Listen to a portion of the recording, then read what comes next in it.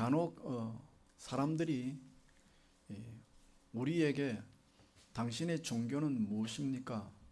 라고 질문할 때에 기독교라고 말할 때가 있습니다. 그러면 기독교라고 할 때 기독이라는 말이 무슨 말입니까? 기독, 간단히 말하면 그리스도다, 그런 뜻입니다. 그러면 어떻게 기독이라는 말이 그리스도라는 말이냐? 기독하고 그리스도하고 무슨 관련이 있느냐? 물론 이제 이게 기독이 한자어잖아요. 중국인들도 성경에 나오는 그리스도, 다시 말하면 원문대로 말하면 크리스토스, 중국인들도 원문에 나오는 크리스토스를 발음할 수가 있죠. 우리보다 더 잘할 수 있습니다. 크리스토스라고 발음할 수 있지만 문제는 그들이 말하는 크리스토스라는 원문상의 발음을 중국어로 표기할 수가 없다는 겁니다. 그러니까 우리나라 말이 참 뛰어난 말이죠. 우리나라 말은 이 세상에 있는 어떤 의성어, 의태어든지 표현을 못할 말이 없는데 한자는 크리스토스라는 발음을 한자로 표기할 방법이 없는 겁니다.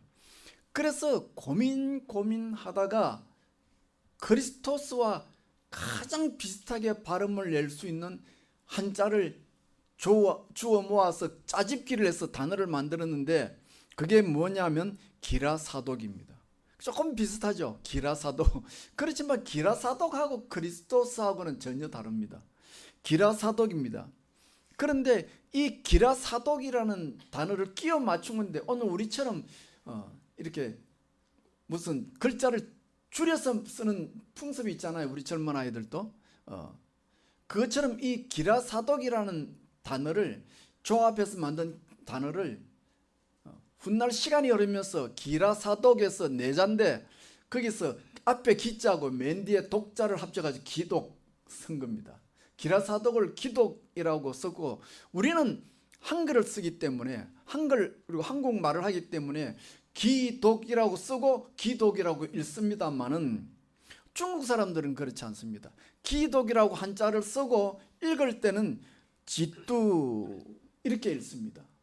그러니까 지뚜하고 그리스도스하고는 아무런 관련이 없는 그런 단어입니다. 그러니까 오늘날 우리가 당신의 종교는 무엇이요? 말할 때 기독교라는 말은 표현은 잘못된 표현이요. 그건 중국의 사대주의에 굴종하는 태도입니다. 그러므로 우리는 당신의 종교가 무엇이요? 할 때 기독교, 우리 교는 기독교 무슨 감리교, 장리교, 기독교 그런 거는 정말 안 좋은 표현입니다. 따라서 남들에게 말할 때나 어디에 내 종교를 표현할 때는 기독교라는 말을 사용하지 마시고 개신교 그렇게 쓰시면 정확할 것입니다. 오늘 본문 마가복음은 마가복음 제2부가 시작되는 내용입니다. 그리고 마가복음 제2부가 시작되면서 예수님과 베드로 사이에 일어난 격렬한 논쟁을 다루고 있습니다. 왜냐하면 예수님은 마가복음 2부에 들어오면서 그동안 미루어 왔던 자신의 정체성을 제자들에게 이야기하는 그런 때이기 때문입니다. 그리고 예수님은 자신의 정체성을 숨겨왔던 그 자신의 정체성을 드러내면서 자신이 바로 그리스도다 이야기하시되 더 나아가서 고난의 그리스도다, 죽임을 당하고 고난을 받는 그리스도라는 사실을 가르치고 있습니다. 그래서 이런 본문을 가지고 그리스도에 대한 논쟁이라는 주제로 말씀을 전하고자 합니다. 먼저 첫 번째로 예수님과 베드로 사이에 일어난 논쟁의 그 쟁점이 무언가를 설명드리겠습니다.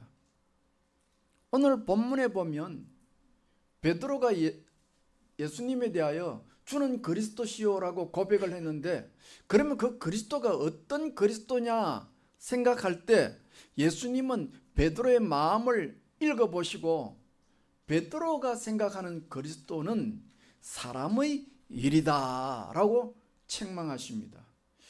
그러면 예수님께서 베드로의 마음을 읽으시고 너가 나를 그리스도라고 고백한 것은 좋은데 그것이 사람의 일 때문에 고백했다고 할 때 사람의 일이라는 게 뭐냐를 설명해야 이해가 될 것입니다. 좀 근본적으로 설명하면 사람은 하나님을 만나려고 할 때 뭔가 자신의 처지가 하나님을 만날 수 있는 준비가 필요하다고 생각했습니다. 쉽게 예를 들면 동창회 가보셨죠? 안 가보셨습니까? 동창회 가려면 그냥 갑니까? 최소한 모피코드 하나는 입고 가야 되지 않습니까? 아니면 동창회 가서 내 아들이 범생이다 요 정도 말할 수 있는 먹거리를 가지고 가야 동창회 가지 그냥 갈 수 있습니까? 그죠? 차라도 멋진 걸 하나 끌고 가야 폼을 잡고 이야기하죠. 마찬가지로 사람들이 동창회를 가면 뭔가 폼 나는 거 하나 걸치고 동창회 가서 입을 열든지 하는 것처럼 하나님을 만날 때에도 하나님 앞에서 뭔가 폼을 좀 잡고자 하는 그런 계급장을 달고 오기를 생각합니다. 그래서 남자들 경우에 상당수가 뭔가 흥금할 수 있는 뭔가 이런 게 있어야 교회 오지, 흥금도 못하면 교회도 안 오려고 그러잖아요. 교회를 잘 다니다가 직장 그만두면 그만 교회도 그만두는 것이 있죠. 왜? 하나님 앞에 와서 뭔가 폼을 좀 잡아야 된다 생각하기 때문입니다. 그러면 사람이 왜 하나님을 만나는데 폼을 잡느냐, 계급장을 타느냐?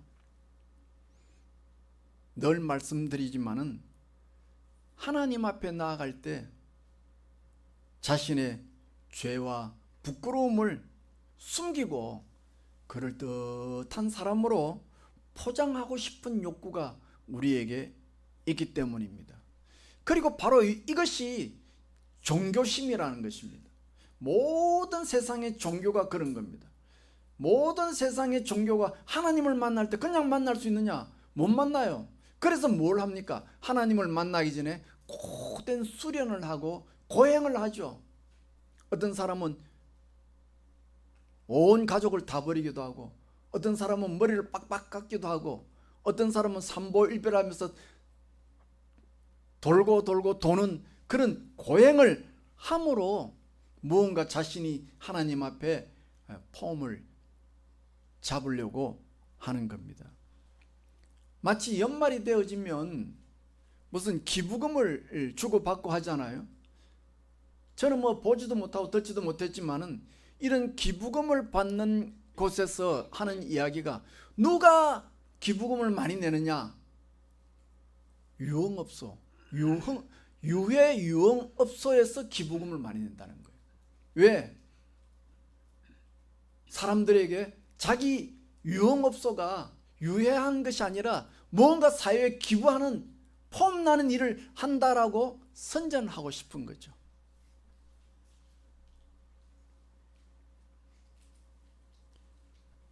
예수님께서 베드로에게 그리스도 관련해서 너가 나를 그리스도라고 시인한 것은 좋으나 그 의도가 사람의 일 때문이라 말한 것이 바로 이런 거다 말이에요.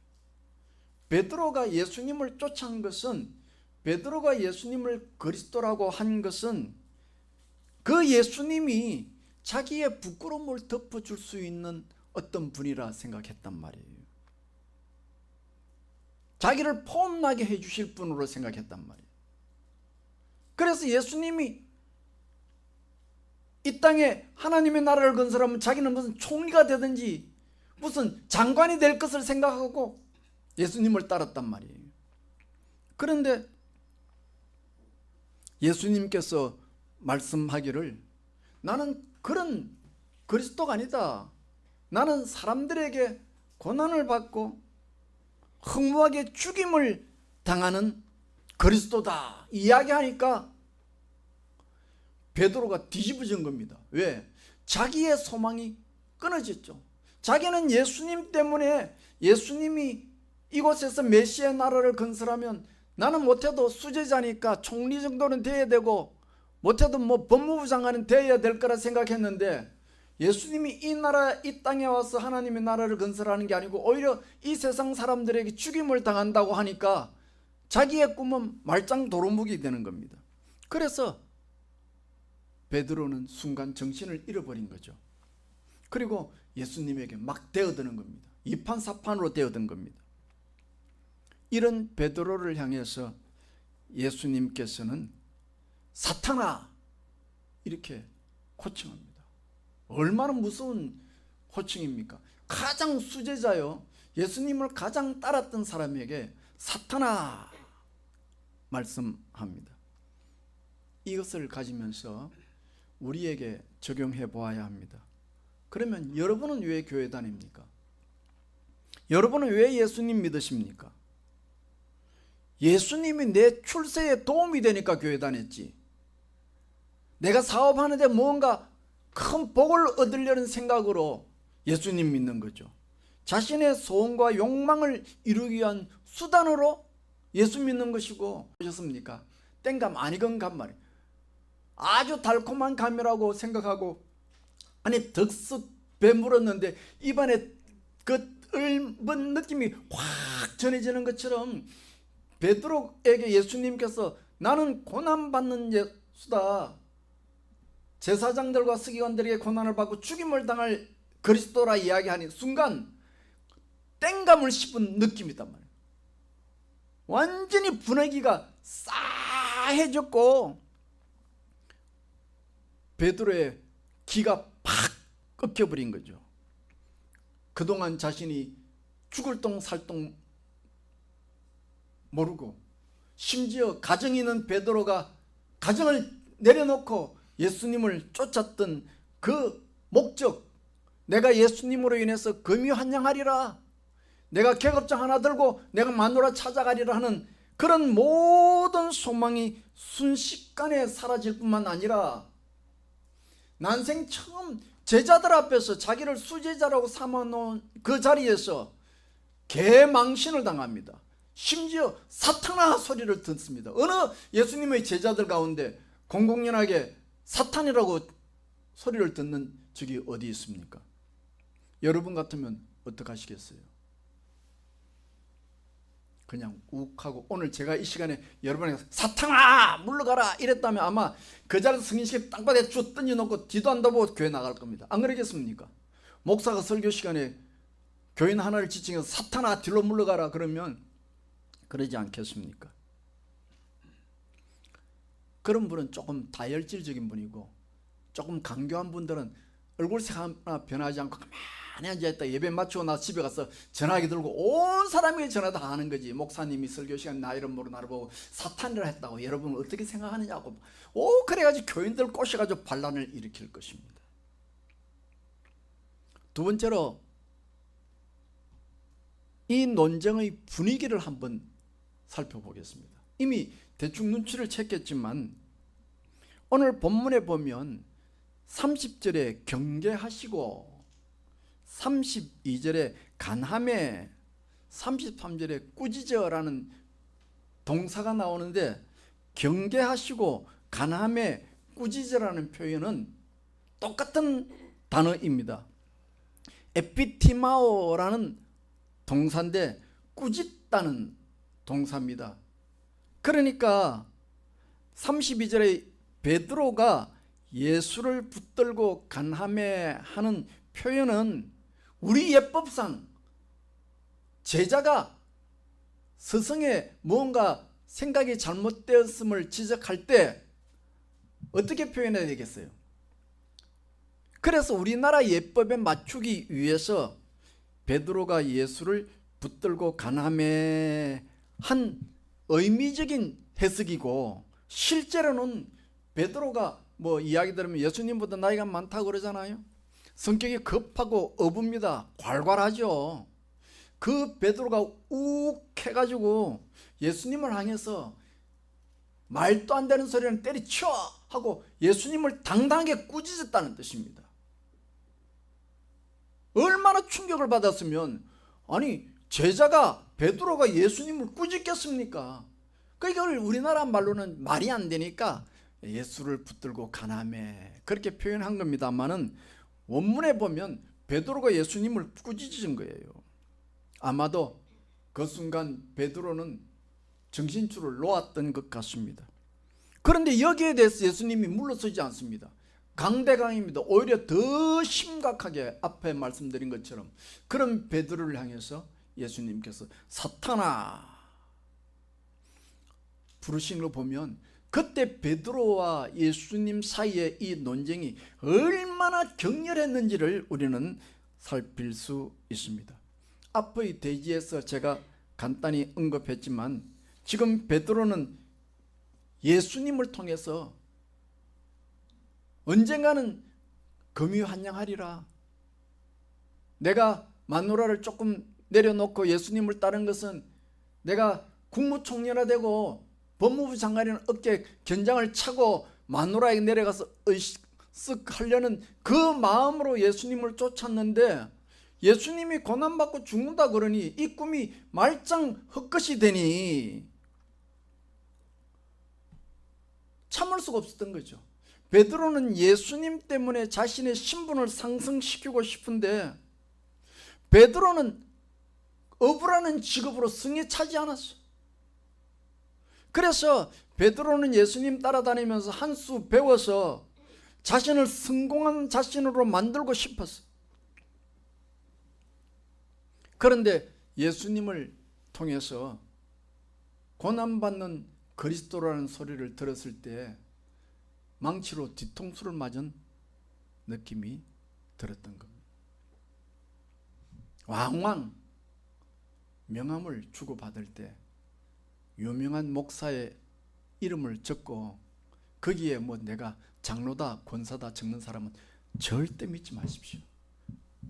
아마도 50% 이상은 사기적인 기질이 있는 사람입니다.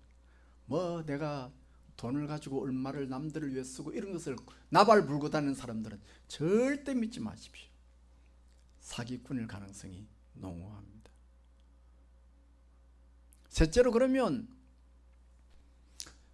우리는 어떻게 해야 합니까? 예, 당연하죠.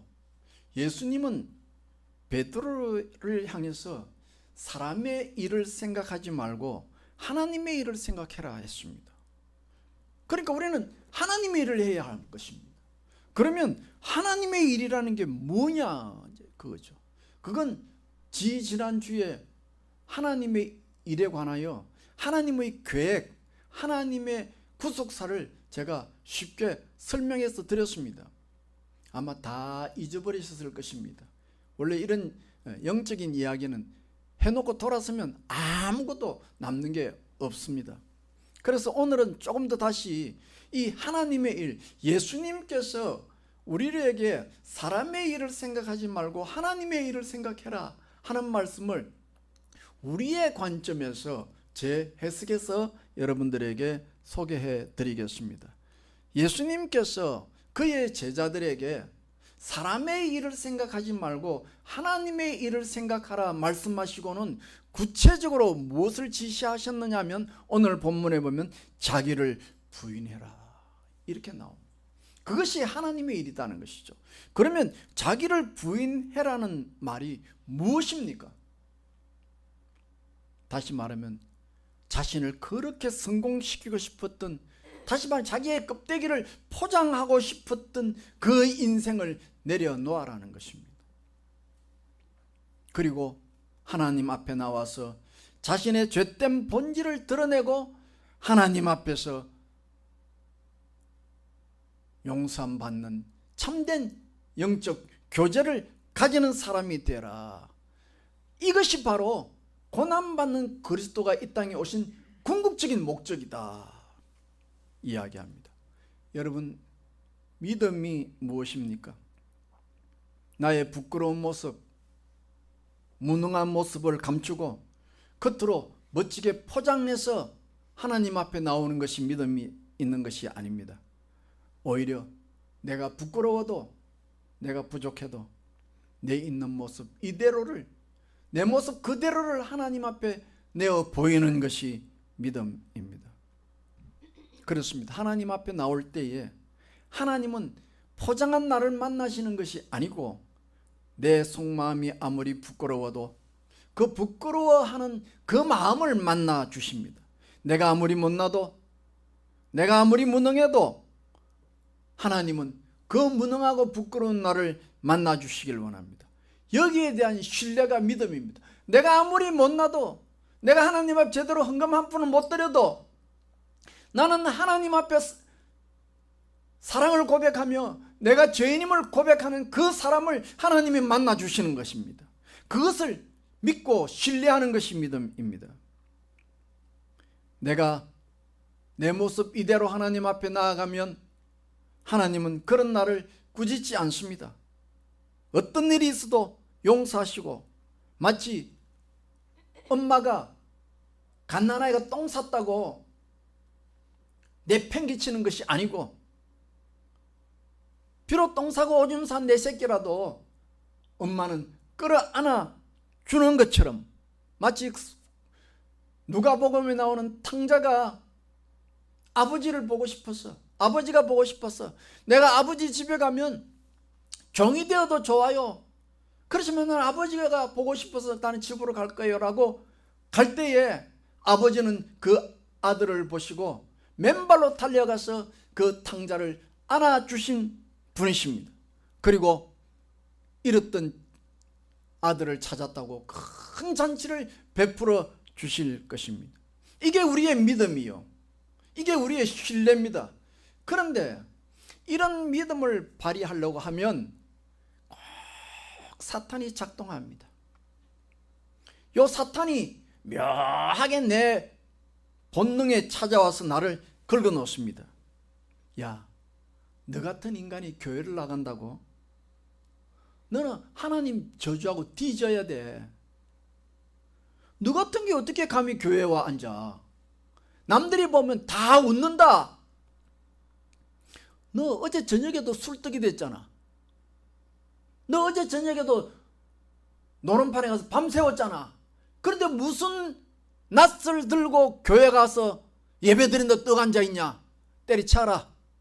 아, 사탄이 내가 믿음으로 교회를 나가려고 그러면 그 생각이 싹 올라와가지고 그만 아침에 주일만 되면 교회 가기 싫은 거예요. 이렇게 사단은 우리의 마음에 정죄의 화살을 쏟아 부을 때에, 아니야, 하나님은 탕자를 받아주시는 하나님이야. 어린애가 똥 쌌다고 엄마가 자기 자식을 발로 차지 않는 것처럼 우리 하나님이 내가 죄를 지었다고 나를 거절하는 분이 아니야.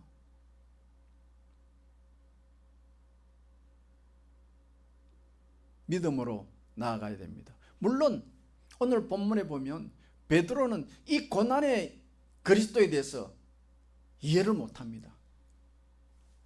그래서 예수님은 이 이후로도 거듭해서 고난받는 그리스도를 설명할 뿐만 아니라 이 말씀을 하고도 아직도 이해를 못하는 베드로를 위해서 9장에 보면 예수님이 베드로를 데리고 변화산에 데려갑니다. 하나님의 능력을 보여줄 수 있는 것. 내가 죽으면 죽는 것으로 끝나는 것이 아니고, 고난받는 것으로 끝나는 것이 아니고, 그 위에는 부활이라는 새로운 소망과 힘이 여기 있다는 것을 보여주기 위해서 변화산에 데려가는 겁니다. 그러니까 이제 우리는 성경을 다 압니다. 전후 사정을 압니다. 우리는 성경을 통해서 이후에 무슨 일이고 압니다. 베드로는 모르지요. 베드로는 지금 이 마가복음 8장에서 예수님이 변화산상에서 변화되어지는 하나님의 아들은 능력의 하나님이라는 것을 모르고 있지만 우리는 그걸 다 압니다. 그러므로 예수님께서 나는 고난받는 그리스도니 너희들도 너 자신을 부인하고 십자가를 지라고 하는 이 일이 결국은 고난이 고난으로 끝나는 것이 아니고 거기에 부활이라는 영광의 능력이 찾아오는 길이라는 것을 우리는 잘 알고 있습니다. 이제 말씀을 마치면서 여러분에게 다시 한번 질문을 드립니다.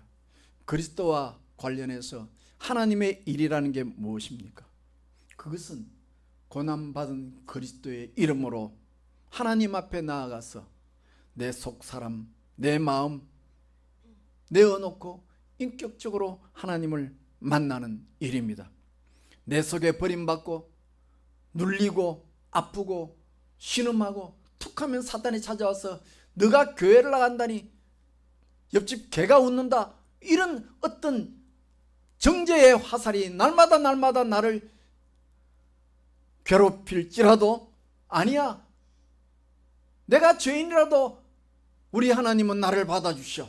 예수 이름으로 나가면 우리 하나님은 나를 아무것도 따지지 않고 묻지도 않고 나를 받아주셔 하는 신뢰로 하나님 앞에 나아가는 일, 이 일이 하나님의 일입니다.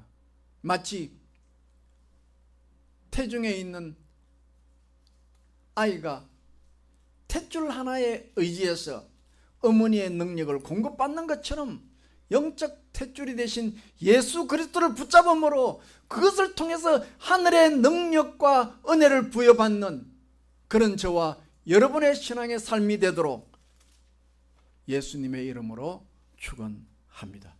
기도합시다. 하나님 아버지, 하나님은 우리의 껍데기를 만나려고 하심이 아니고 내 영혼의 부끄러움을 만나기 원하심을 저희들이 말씀을 통해서 들었습니다.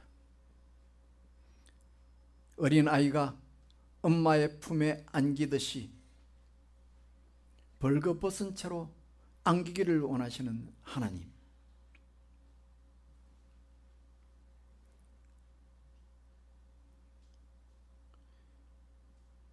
우리의 죄인됨을 안으시기 위하여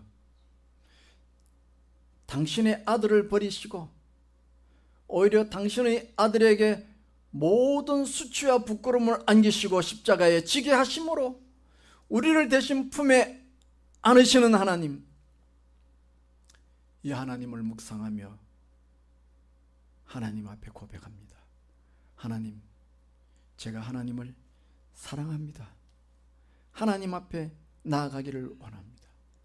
저희들이 고난의 주 예수 그리스도 이름으로 하나님 앞에 나아갈 때 하나님이여 우리의 영혼을 만나주시고 우리의 영혼을 어루만져 주시고 우리의 마음속에 깨어지고 부셔진 상처난 마음들을 치료하여 주시고 회복시켜 주시고 내 마음에 죄된 것들이 다 찢어지게 하시고 내 마음의 그 속에 주의 성령의 빛이 비춰들게 하여 주시옵소서. 내 마음에 하늘의 문이 열리게 하여 주시고 내 마음에 병든 것을 치료하여 주셔서 이 시간 내 심령의 성령의 빛이 비침으로 회복의 은혜를 경험하는 저희들 되도록, 그리하여 저희들도 주의 고난의 길을 따라가기에 부족함이 없는 제자들이 되도록 축복하여 주시옵소서. 감사하옵고 예수님 이름으로 기도하옵나이다. 아멘.